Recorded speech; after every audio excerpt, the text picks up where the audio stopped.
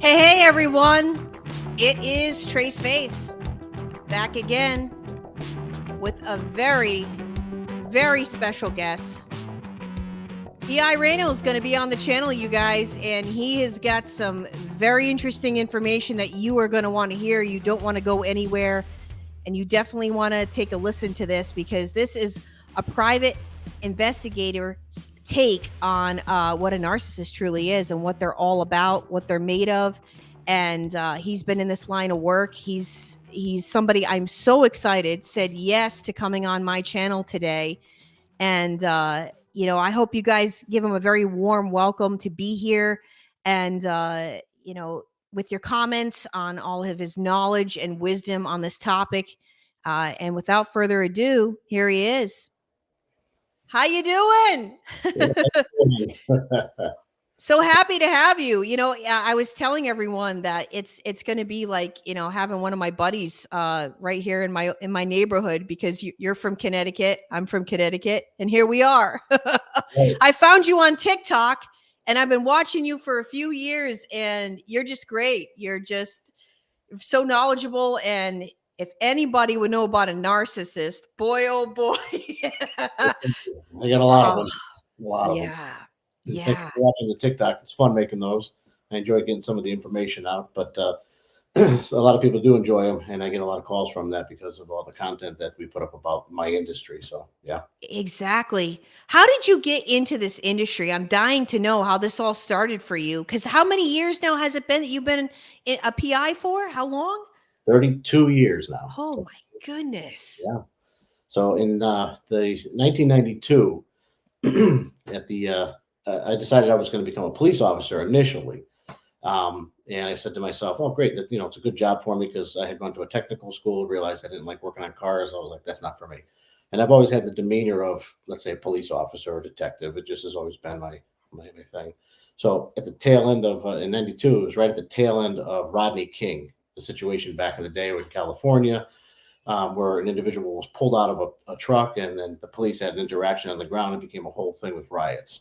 And after that, the news organizations like they do today had kind of put all the police in one basket and made all police bad. And I said to myself, oh, look at the scrutiny here. Do I really want that? No. So I kind of passed on it and was trying to figure out what to do. And then I was watching a movie, The Last Boy Scout with Damon Wayans and Bruce Willis. And Bruce Willis was a PI and a little bit of a rundown PI, but cool role. Right. Said, oh, you know what? Maybe I'll go private instead. So I fought my way in because this is prior to Google, internet, email. So I had to basically make a resume out of the security experience I had at working at a retail store. Prepare a resume, fax it to everybody back in the day, and just keep playing the phones. Yeah, like 8 months later, some old investigator, Ed Day out of Hartford, said, I'm sick of hearing from you. Come on down, I'll train you because I don't want no more phone calls. So instantly fell in love with the job, and I just never looked back. Never looked back. That's awesome. That's awesome. Yeah, and you've seen every type of scenario I could imagine there is that you're trying to seek down and find.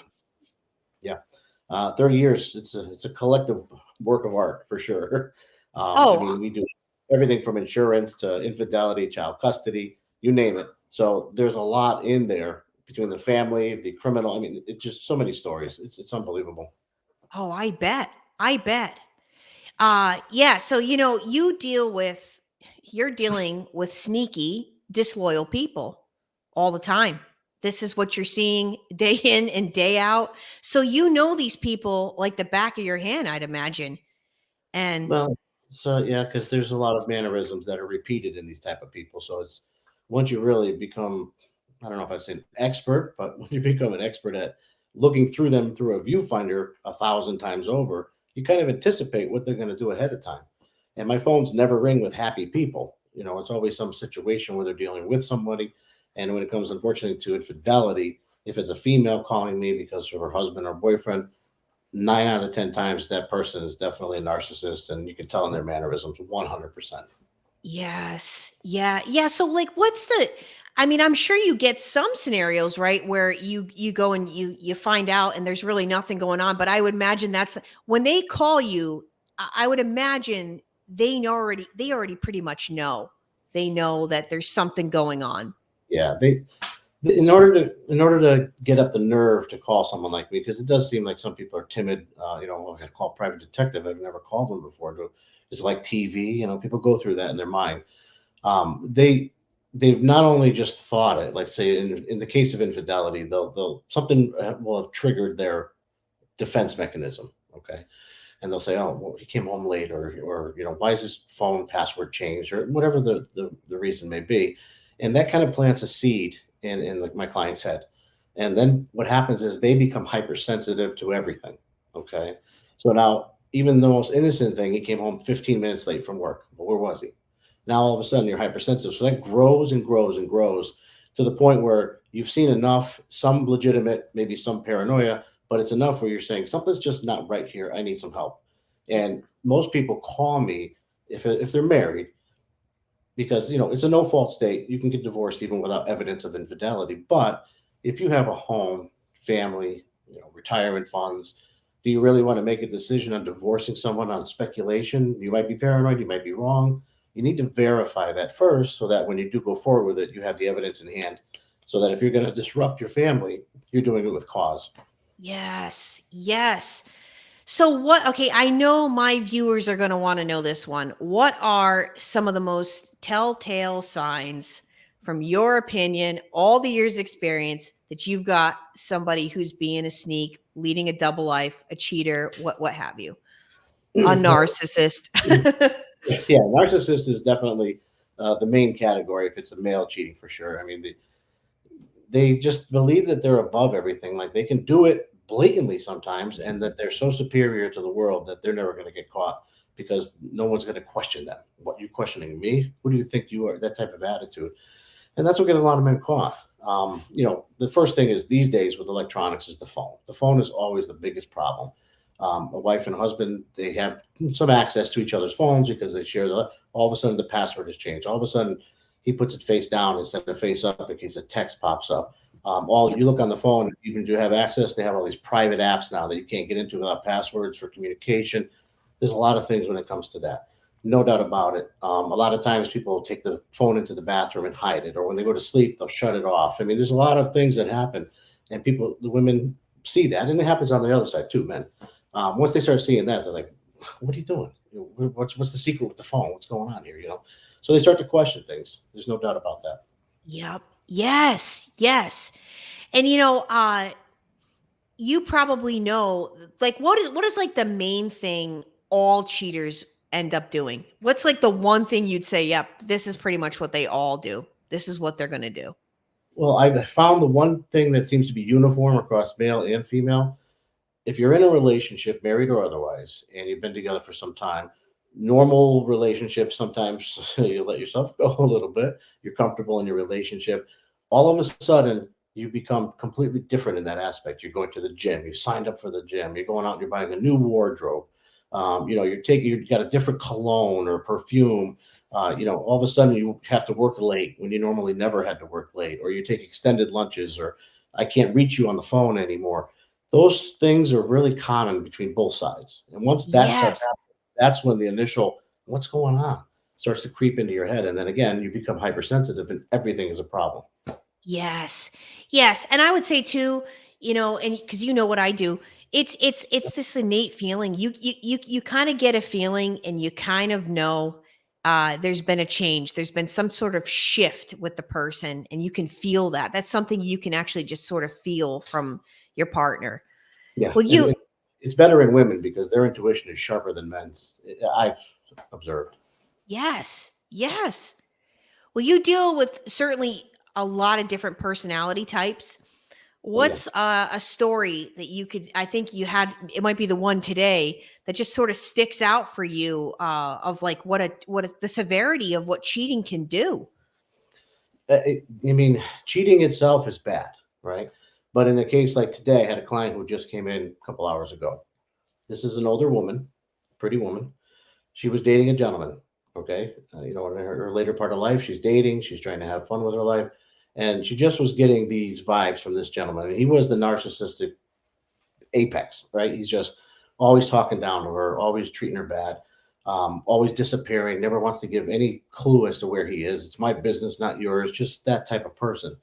So she thought, okay, maybe he's cheating. Could you help me? So we sat down, we talked, and I rented her a GPS tracking device to put on his car. It was under her name, so she could legally get away with it.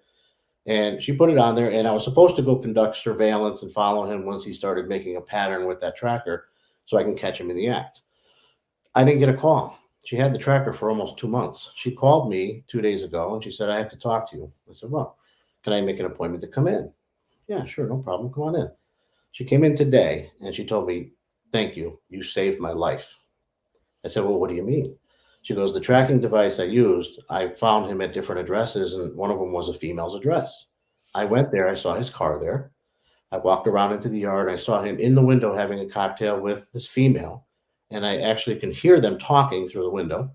And they were discussing, he was discussing with her that I had money hidden in my house and he wanted it. And they were discussing together how to kill her and dump her in the river so they can get her money. You're serious. Yeah, Oh just my happened today.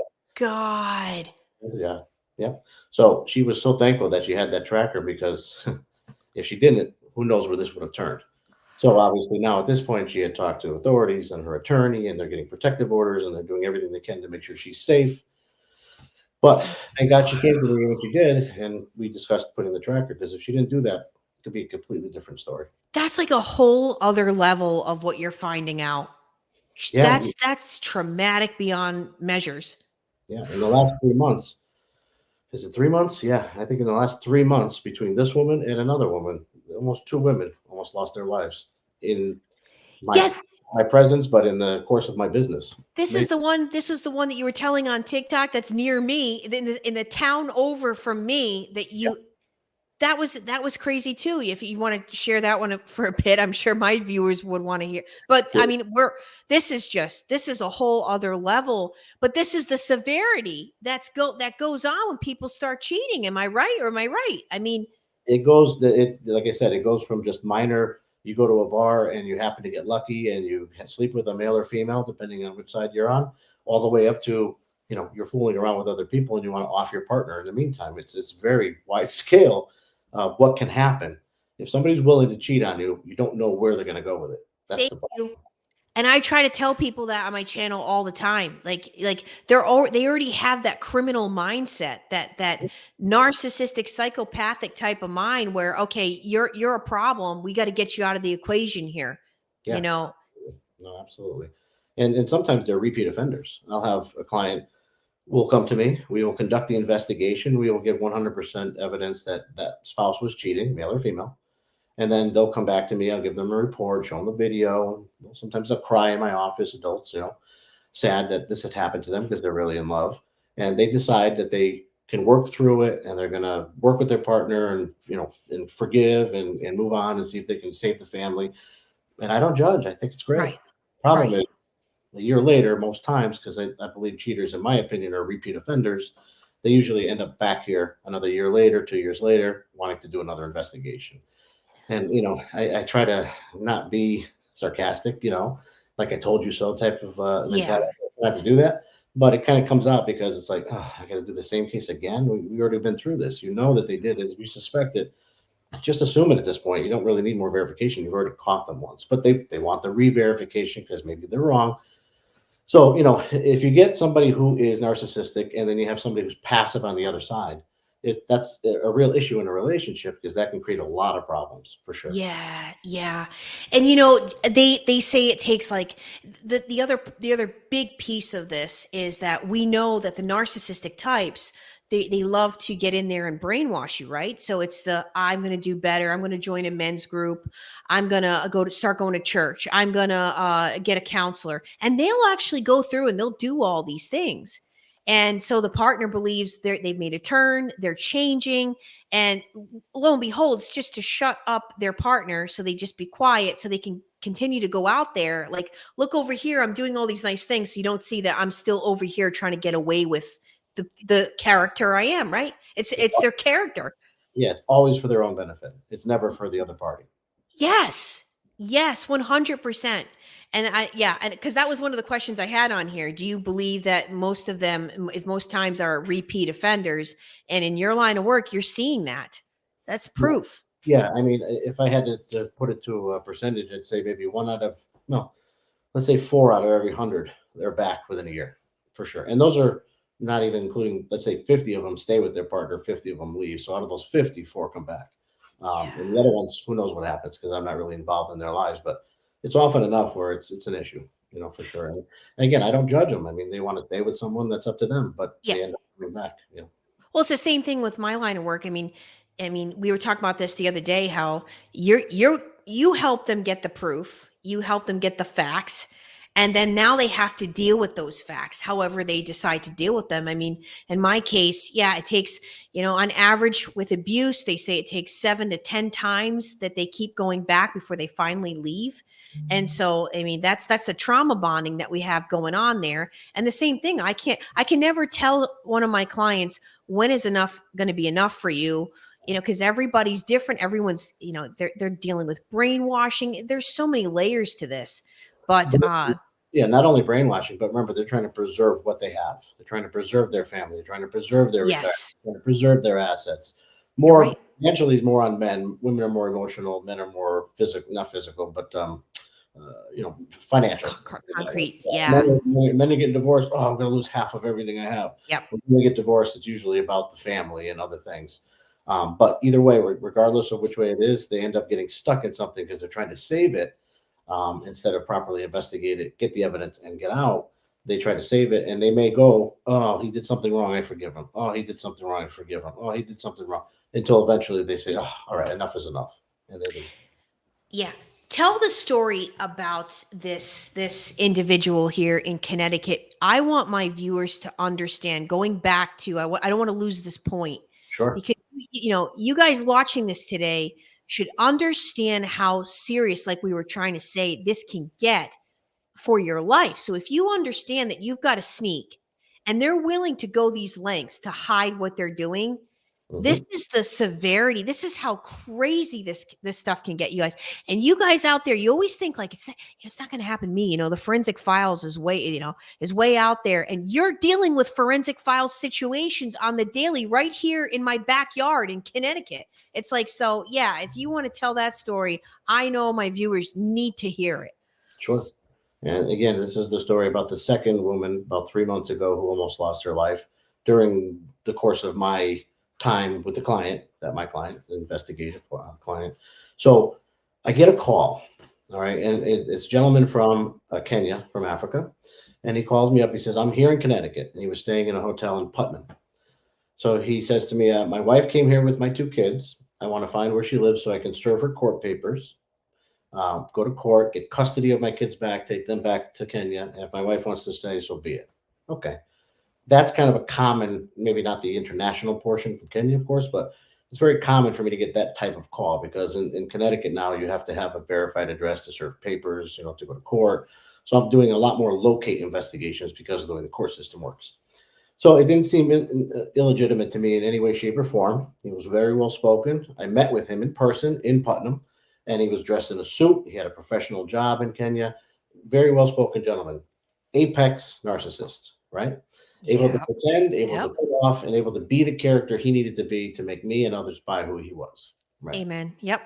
So I said, okay, I'll take the case, no problem. But she had just moved here. So I went out, I conducted the investigation. We determined for sure she was in that Putnam area. We knew that his 2 kids were going to a particular school. Of course, I'm not going to sit on school grounds and mess with the school. So I said, okay, I don't have enough on her yet. She hasn't left any trail, but we know she's here. Let's give it a few weeks. Maybe she'll get a job or get a car or something where she'll get into my system, and then I can lock on and find an address for her. He was Wait, okay. now, how long was she here for? How long had they moved out here for? Before I had started, I believe it was a week or two. She had just come here. Oh, wow. She just ran. She went. So a couple weeks go by, and he called me up, and she had served him because she knew he was here, and they were already going scheduled to go to court over the custody. So I said, "Oh, you already have it, so you're good." He goes, "No, I don't have an address. So if I want to serve her for something else, I need the address. Can you follow her after court?" Okay, not a problem. So I get to the court. I'm waiting on surveillance. I set up my position. She comes out with a marshal and another woman who I later determined was a domestic violence advocate. I didn't know that at the time. I determined it later. I call him up. I said, and I've asked him this a few times because I ask all my clients this when it comes to locating people. Do you have any restraining orders or protective orders that I need to know about? No, no, no. Now, protective orders, I can search. If they're arrested, they'll get a protective order. I can find that in the system. But a restraining order where there's no arrest, I have no access to. So Yep. I can find that. I have to go by their word and my interview skills to make sure that they're telling me the truth, or hope that they're telling me the truth, depending on how convincing they are. So I says, okay, no problem. When she came out with the marshal and so forth, I asked him again. He said, no, I don't have any. We discussed it in court, and here's the paper. He sent it to me, signed by the judge, saying that they both agreed not to file any restraining or protective orders. I had it. It was a legitimate paper. So I says, okay, I guess I'll follow her if everything's safe and legal. So I followed her back to a residence. I got it. I gave it to him. He called me about a week later. He says, I want to have her followed again to see if she's working now. Make sure she's dropping my kids, just her daily activities to see what she's up to. Okay, I ask him again. Any updated restraining order, protective orders? No. Good. I go out there, and while I'm out there, I just get this vibe, this feeling. I'm like, he's already gone to court with her. What am I here for? It's real. I Mm-hmm. got so much work, so much cases. I don't need to be wasting time on something like this. So I call him up. And I said, something's not right. I'm just not feeling it. Let's cancel this case. We're done. So I terminated. I went back to my office and continued my day. On my phone, you have a news feed that you see for local news and so forth. About 2 or 3 weeks later, he pops up. My client, was using drivers to get around because he didn't have a car. He was from Kenya. He was asking them if they knew anybody who he could hire to kill his wife. One of the Uber drivers got cautious and said, wait a minute, something's weird here. And they went to the state police. State police set it up where they pretended to be the hitman. The three of them met, and my client paid the state trooper to kill his wife. My God. Yeah, luckily it didn't happen because he was arrested for it. He's still actually in prison awaiting I think he's going to be doing some kind of a plea deal. I think is coming up in May, probably for at least 10 years, I'm sure, but he's definitely not going back to Kenya anytime soon. But if that got out of hand and didn't work out the way it did, it would not have had anything to do with my investigation directly that happened because I I was know. Yeah. following my rules. But Right. then I would be like, oh my God, I can't believe this guy did this. He killed her. And then it would fall back on my guilt. I was like, oh. So I'm glad it happened the way it did. And I'm glad the police picked him up the way they did. But it just goes to show that even me with interviewing skills, sometimes with a narcissist, can't detect what they really have on their mind. Yes, yes. I mean, they put on such airs, and like you said, they'll put on whatever Yeah, show they have to in front of whoever they do. They'll switch roles 5, 6 times throughout the day or easily. whatever they got to do. Yep, easily. No problem at all. Wow. Yeah, that must have really. I can't imagine you seeing that. Like, and you knew, like, you had a feeling. You've been doing this long enough where like something's not right with this guy. Like, I'm all set. Yeah, the first time, not really so much. He seemed pretty legit. It was okay. It was a normal case. But then after that second surveillance, it just, I had my intuition kicked in and I said, well, what am I doing here? Something's off. And luckily I did because if I kept following her around, I mean, who knows? That would have led to something else. We don't know. Yeah. So we got to ask you this one. I just thought of this one off the cuff. Have you gotten caught? Tough question. Yeah. It's What's very that? it's very rare that I get caught because my policy when I'm following someone is to live another day, right? So if I'm following someone, I can actually determine from your driving habits whether or not you're driving defensively, looking for me or not. I'll see that, if at a stoplight, you're looking in your rear view, you're looking in your side view, you're starting to take weird circles around neighborhoods, you're pulling over when you shouldn't be. I can detect that pretty quick and I will immediately terminate, come back another day with a rental car. You'll never know. Okay. Yeah. But there have been times. I was with my wife one time. We were doing a domestic case, an infidelity, and we were following a husband coming out of one of the hotels here in Connecticut. And right off the bat, I don't know because a lot of times my client's job when they hire me is to hold back their personality, hold back their pain. Don't start talking to their husband and asking questions or wife. Well, and you have to tell them that, right? You have to warn them, like, listen, you have to keep it together while I'm doing this, right? Like, you can't. That's their one job. I tell you, that's their one job. If you don't, you're putting me in a dangerous position That's right. because you might be alerting them that they're being investigated by your questions, by I knew where you were yesterday because you have a tracker in the car, by revealing information you shouldn't. What you're doing is you're putting me in a position where I could be following them into a parking lot with 5 of their friends. Yep. and I don't know anything until I do that. So until I get there. So I tell every single client that their job is to keep their mouth shut, hold it in until I'm done with my investigation. But sometimes they don't. So this one time, we're following this gentleman. He comes out of a hotel in his truck, and we're just following him along, just keeping my distance, normal surveillance. And all of a sudden, whips a U-turn, starts coming at me. So I'm doing evasive moves now. I'm driving, we're cruising, and then we end up going to the closest police department, pulling in the parking lot, and then of course they drive by because they don't want a confrontation with police. But it happens. It does. Um, Yeah. one other time, this is an interesting story. So I had a gentleman who hired me. He thought that his wife was fooling around with somebody, and she was a school bus driver. And so for the morning, he hired me to do a quick 4 hour surveillance, pick her up, bring her to the bus stop, follow her on her bus route, and then when she's done, bring her back to the bus depot and then home. It was a pretty simple case. It's pretty easy to follow a bus, believe it or not. So I did the job. I called him up after the 4 hours and I said, no, she didn't do anything wrong. She did exactly what she was supposed to. No, you and her are in cahoots. You're cheating with my wife. He just had a mental breakdown. And I said, well, what, are you out of your mind? No, no, you guys are together. You guys are fooling around. You guys are together. You're cheating. Oh This whole God. thing.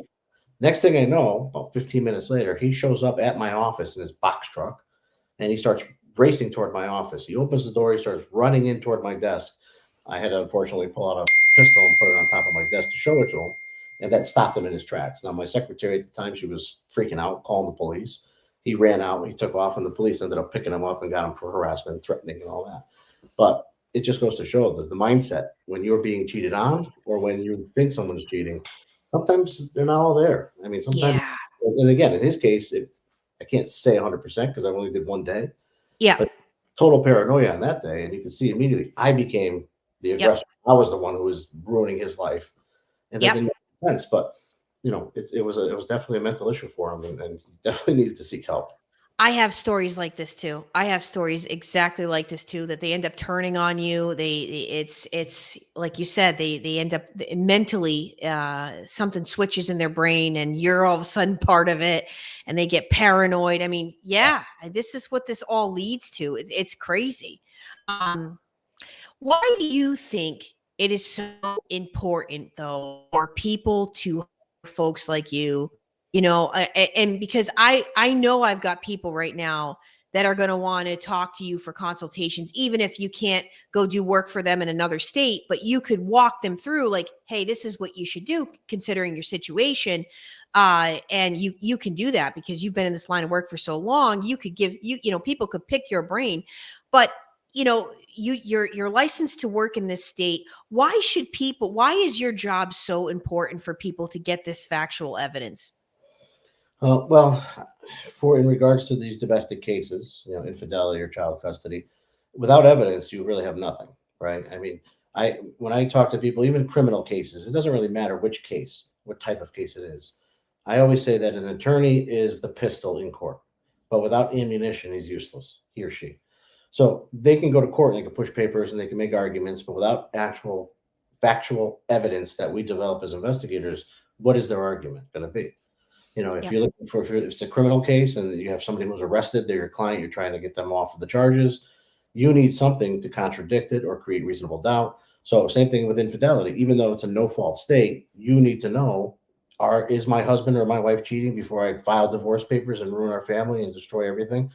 You need that evidence. Child custody, same thing. You got to prove that the other parent who you don't want them to have the primary custody or even temporary custody because they're not a good person, the judge is not going to say, "Oh, okay." You have to come in with something. You have to come in with evidence. You have to have something, and that's what we do. So Yep. people say to me all the time, "Oh, I'll never need a PI." I say, "Take my card anyway." You never know. I mean, Yep. information. You want to find your uncle you haven't seen in 20 years, whatever it may be. If you need information, I'm the guy. Yes. And I'm going to add to that, you guys that are watching this, that you need factual. A lot of people need that evidence to be able to in their brain say, okay, that's it. Like, obviously, here it is. Here's the facts. Here's the truth, right? You and I are in the business of truth seeking. Here's the truth. Now, what am I going to do with this? Well, you certainly need that truth. You don't want to wind up with an STD or God knows whatever, and like you see, you guys, these people cheating, they could wind up with wackos who are trying to plan you out of the picture, like we were talking about. You don't know how this is going to go, and you need to know the truth. I mean, who doesn't want to know the truth? Yeah, 100%. And just so your viewers know, being a licensed private detective in Connecticut, our license is held by the Connecticut State Police. So when we're out working, we're not just some Yahoo running around taking pictures. We actually license. So when we prepare a report, it's court ready. You Yep. can hand it to your attorney. You can hand it to the police department. Like we do a lot of bug sweeps where you're finding electronics in people's homes, and narcissists are incredibly creative when it comes to hiding electronics. That's most of the time. If I have a woman that calls me up and her husband, they're just separated, she'll call me in to come sweep the apartment with my electronics, and I'll find cameras, listening devices, all kinds of things. And those husbands are definitely narcissists because they want to control not only the relationship they had, but now that they're out of the house, they want to control one, know who she's with. Is she got friends over? Is she talking to her attorney? I can listen in on her conversation. They God. want to know everything. So I mean, it's incredible. It's So you unbelievable. can find that out. You have the devices and such to find that out. And also, if they put a tracker on their phone, on their car, or anything like that, you can find all that. Yeah, absolutely. 100%. Awesome. Yeah. That's good for you guys to know, because yeah. And these are the kinds of questions that if they do call in their state for a PI, that they should be asking. Do you have this technology to be able to do these things and find this for me? Because they Yeah. need to find it out. If you're looking for a particular service, the investigator's got to have the right equipment. Otherwise, they're just spinning their wheels. But Mhm. I don't think an investigator who's licensed through the state police is going to offer a service they don't have the equipment for. I mean, it's possible, I guess, but yeah, whatever service you're looking for, if it's a licensed investigator, we have it. That's why we're offering the service, because we know how to use it, we know how to do it. In my case, I've been here 30 years, and I pretty much do everything. Yep. You name it, Yep. I do it. Criminal defense, personal injury, insurance fraud, child custody, cohabitation. That's a big one as well. Yep. Cohabitation is becoming more and more popular because men are paying alimony, and the woman is cohabitating with someone else who's now sharing bills, and the husband wants his alimony to be brought down. So we have to prove that they're living together, and that the gentleman who's living there doesn't have his own place of abode where he's paying his own expenses. So I mean, it Right. gets a little bit in the weeds, but it gets intricate. But you definitely need an investigator if you have a situation, because if you do it on your own and you're out there sitting on the side of the road videotaping someone, you can be arrested because you're not licensed to do it. And We'll be also going talking. through people's phones, correct? Like that's another thing too. Like a lot of we obviously know that now we're living in an age where people are doing this all through the phones, but I'm sure, as you know and I know, if they're doing it through the phones, it's going to wind up physical. They're going to physically meet up with somebody eventually. They're going to end up at the strip club, whatever it is that they're doing. If they got a sex addiction issue, they're going right. It's gonna wind up that the PI is going to find that out. I mean, Yeah, unfortunately I spend a lot of time in those types of places. There's a lot of men that I follow that they go straight there. You know what I mean? That's their daily routine. They'll get out of work, go straight to one of those places. Um, some of those places are a little seedy, so they can actually end up doing illegal activities while they're there. Others are just getting primed so when they go home, they're I don't want to get into too deep into it, but you know what I mean. yep. But that is definitely for sure. And I get a lot of times where these men who are cheating, they'll hire escorts or prostitutes or things along those lines, which is even more dangerous because now they're coming home to you, not telling you, and they may spread something to you, and they could care less. They just Exactly. whatever. I do what I want. I'm a narcissist. I Yep. can do whatever I want. Yep. So Yep. yeah, Until you come along and shut down the yeah, operation. I sound pretty good, unfortunately. Sorry. I got this. Yeah. When I come along, it's the end of it for them. So they're not happy about it. I get a lot of angry people. Let me tell you. I have to be protected when I'm on the road, because when you put your nose where it doesn't belong, it doesn't take long before one of those scenarios turns on you. Oh yeah, you have to have the right personality for, and you certainly have it. You got to be a very strong personality type to do what you do, for sure. Well, the Fearless, basically. Yeah, I go undercover all the time. I posed as a dishwasher once for 3 weeks at a hotel. That was a terrible job, but I ended up finding 10 people got fired for stealing all kinds of liquor and meats and all kinds of things. Yeah, You yeah. found out, yeah. I, See, I assisted them. I yeah, went in, became this person, and I got their trust and got into the loop. And then it was a whole cycle where they were stealing a whole thing of meat, and then they were going out during a break onto a little balcony, dropping it down to another one. They were putting in their car, and I was the one leading the pack at the end and just writing all the information. I had my little hidden camera on, got them all fired, all arrested. Oh my God. You gotta laugh though, because like what you gotta do to get the information, but sometimes this is what it takes to find out what's really going on in your business. Yeah, Wow. I mean, the undercover part of it is it's unbelievable. That one, like I said, it was a disgusting undercover job because washing dishes was no fun. Yeah. But I mean, even just a simple infidelity, if they go to a bar or if they go to a public restaurant, wherever it may be, I have all the toys. I mean, I have a coffee cup that the lid is a hidden camera. So I'll just walk in with my coffee, put it on the bar and videotape them. I have little Yep. key fobs. I mean, I have all hats, glasses, you name it. It's got cameras, everything. So This if I is need great. a shot, I'm getting the shot. Yeah. Wow, this is great. Like who would have known all this? Like this is so interesting. But yeah, I mean it's almost like it's the same kind of thing for me when people come to me and they're like they can't believe it. They're like, "How did you know he or she was going to do this week?" I'm like, "Because I know these people like the back of my hand. I can tell you what they're going to do before they even do it." But, Yeah, it's a whole other ball game when you're coming in with all the hidden cameras yeah, and you're catching them well, red-handed yeah. doing Well, it. even before I get there, like the men, I had said this before. The men, when they're suspected of cheating, and I follow them, like say today, it's a beautiful day here. Um, I know right away. I'll follow them. They'll leave the house. I'll start following them. They'll go to the gas station, wherever. But before they go to meet whoever it is that they're going to cheat with, they always go to a car wash. And Oh, then yes, they talking, do. it off. So I automatically, I'm like, oh, let me get set up for the shot here because as soon as he leaves, I know he's going somewhere he's not supposed to. Because and I get a lot of kickback on it because everybody's like, I wash my car. I'm not a cheater. No, no, I'm not.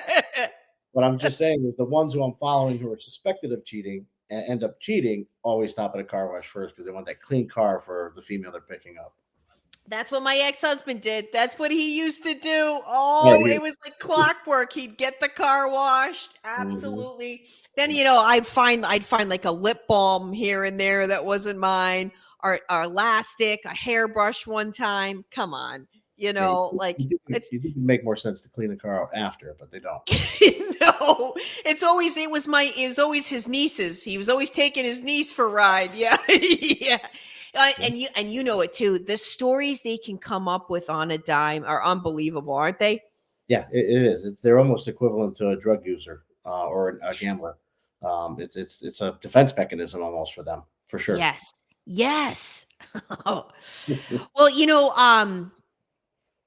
in your we just said you're in the line of truth seeking and all the experience you have, and there's a lot of trauma obviously and severity that come with all of this. But what's the biggest piece of advice you could give to someone who thinks, that they've got a sneaky person on their hands? Like what should they do?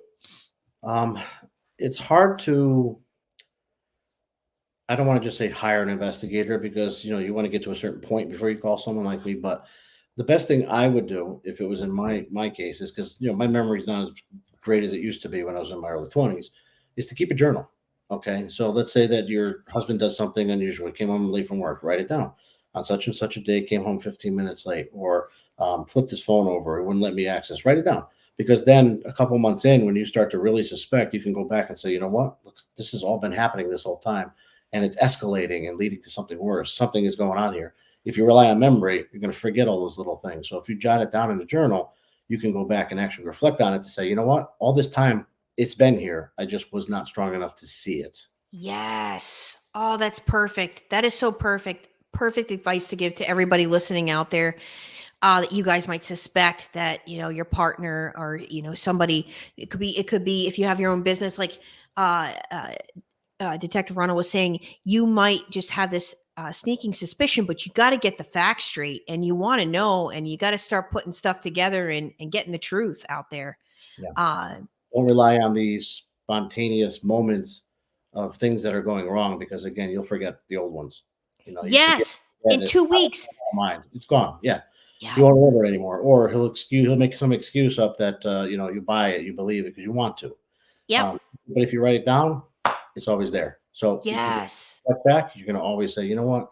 he told me this, this, and this, and I bought it. But now that I look at it in conjunction with everything else, all the circumstantial evidence through this point, something's not right. I got to call Detective Mhm. Randy. Yeah, yeah. Yeah, and I mean, you see all different types of personalities. It's not just one industry, but I'm sure there are some industries of people's line of work and things like this that are a little bit more than others. Um, I'd imagine some cops are. We won't go there, but I'd imagine there's certain individuals that have personalities that are they want to do controlling things, powerful things, and that entitlement that they think that they can get away with it. Uh, I mean, I see it. I hear about it all too well, but it's not privy to just one type of person. It's all over the No, place. no. Every I industry, every type of person. yeah, I mean, the general rule is, I mean, the general rule in my eyes over my 30 years, I would say probably at least 50% of the people who do have affairs, it's from someone in their workplace, right? Because they're there, they see each other, they establish conversations, they get to know each other better, they have the opportunity to develop that bond, right? But Yep. other people, like if that's an office job, let's say. Now, obviously, if you're the VP and you got a lot of money, then that's different because you have a lot of girls who want to be in the position of being with the money guy. So that's different than the normal workers. But Yep. when it comes to uniform jobs, police, firemen, anything like that, there is, I don't know, there's this thing where some women are attracted to that power. You know, Hmm. you have the uniform, you have the authority. It's a boys' club. I want to be part of that because you got all these cops. You guys are all friends. It's like a big family. They fall for that, and a lot of cops are weak. I mean, I'm not going to say all of them because obviously there's a lot of good cops too. Hmm. But sometimes, I get hired over the last 30 years. I probably followed 200 cops, and if someone's suspecting a police officer is cheating, when I'm following them around, good chances that I'm going to catch them cheating. Hmm. But not all of them. I'm not going to say cops are cheaters. That's not what I'm trying to say because there's a lot of great cops out there. But the authority, even firemen, I mean, the authority that they have creates more opportunity. How's that? Yep. Creates more opportunity. And depending on the personality of that person, the police officer, fireman, or other, if they have a weak disposition, they may fall for it and they may go for it. If they have a strong disposition, then they won't. But Yep. they have more opportunity than the guy who's, doing photocopying at some office. Yeah. Right. Well, more opportunity creates more problems. More problems creates more chance of cheating. So Yes. Yes. Well, we know I was telling everybody through some advertisement here, you've got mhm. like 157,000 followers on TikTok. That's where you guys will find most of his work here. But I'm going to put up your website so that everybody can see. That's the best way to reach you, correct? Like go through your website and Yeah, my most websites are just informational. Mine turns out to be my best form of communication with initial clients. Because if you go to my website, obviously you can read all about it, see all my licensing, my history, everything's in there, all the services provided. But we have the chat box, like a lot of websites do. But a lot of my clients who may feel intimidated to call a detective, a private detective, first time because they're just scared to do so, I find that they are more comfortable chatting with me. And they'll come in, they'll start a chat, and I'll communicate with them. And it's usually most times day or night, unless I'm unable to get to my phone for some reason. But and I'll have a long chat with them until they're comfortable. And then at that point, they'll say, okay, let's move forward, or can I call you? And then I'll give my number, my name and number, everything. But it seems to work very well. Some people could just pick up the phone and call me. Great, it's not a problem. But a lot of people who are timid yeah. or on the line of like, I don't know, they go through there because they know that they're even though they can put their name and email and everything in, they can still remain anonymous as well. If they get scared, they can just click out and they're gone. Yep. So it, Yep. it gives people a little level of comfort. Okay. So yeah, you guys out there that are watching, this is how you would get in touch with PT Ronald here, and this is the easiest way to do it. And you want to watch his work on TikTok because it's brilliant, it's amazing, and we can't thank you enough for coming on this channel. I always ask people this question, and I always find it interesting. Everybody has a different take and a different answer, but if So, you could describe, what if I asked you what is the definition of a narcissistic personality type, what would you say it is? What are these people? What do these people all do? well, it's not going to be a very descriptive one, but my description of a narcissistic person is I am. Period. They are the best. They are above you. They are better than you. If you have something going on, they've got something better. If you're dressed nice, they got to dress nicer. If you got a nice watch, they want a nicer watch. If you are a weaker person disposition wise, they're going to want to be near you because you're easy to control. You're easy to have as their wingman or their uh, lackey or whatever the word may be. And it comes to a relationship with females, it's the same thing. The narcissistic person, and mostly I'm going to say males in this case, will use that to control. I mean, they'll even marry the person just because they see that they can control them. It's part of their being. Like they don't want to marry someone on their level because then they got to argue and fight with them. No, I'm better than that person, so I'm going to marry her because I can see I can control her. So that makes me a bigger person. It's crazy. You just nailed it. See, and this is exactly why I wanted you on the channel. As you know, this is what I do. I educate people on this personality type because they're everywhere. They're in the workplace. They're out there on the dating apps. They're in your work. They're your coworkers. They're your family members. They're everywhere, and they are all the same. And whether they've got covert ways of doing it or overt ways of doing it, they're pretty much all the same person. And They you all just they all at some level have the capability of being dangerous. Let's put it that way. guys on the channel, how much do I tell you this? How much do I tell you this? I always say, if you have a narcissist on your hands, they have the capabilities to going as far up there to murder, to whatever it is. They have it in them. And you just don't know. That's the problem. It's like flipping a coin. Do I have a good narcissist or a bad narcissist? Yes. Either way, you're gonna lose the flip. Yeah, it just depends whether or not they actually want to try to get away with it. That's really what it is, because they're all thinking about it. They got that demon mind that they're thinking about it. I mean, that's for sure. Yeah, I kind of actually agree with what you just said. Yeah, I think so. Yeah. If they can get away, if they thought they can get away with whatever level it is they want to do, if they really believe it, they're going to do it. Yes. Everybody that has channels that talk about this personality type, they all have a different take on it. They all have a different definition. I always say it's an issue with their character and integrity. That is what it is. It's a character and integrity problem.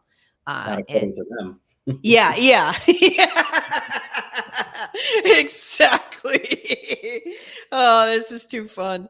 Well, you know what? We're not going to take up that much more of your time, but we just thank you so much for being on this channel and for, sharing your knowledge and wisdom with all of us, because it's crucial to helping people out there understand and know that there are people like you, thank God, that will actually get out there and be on the front lines to try and help others get the truth.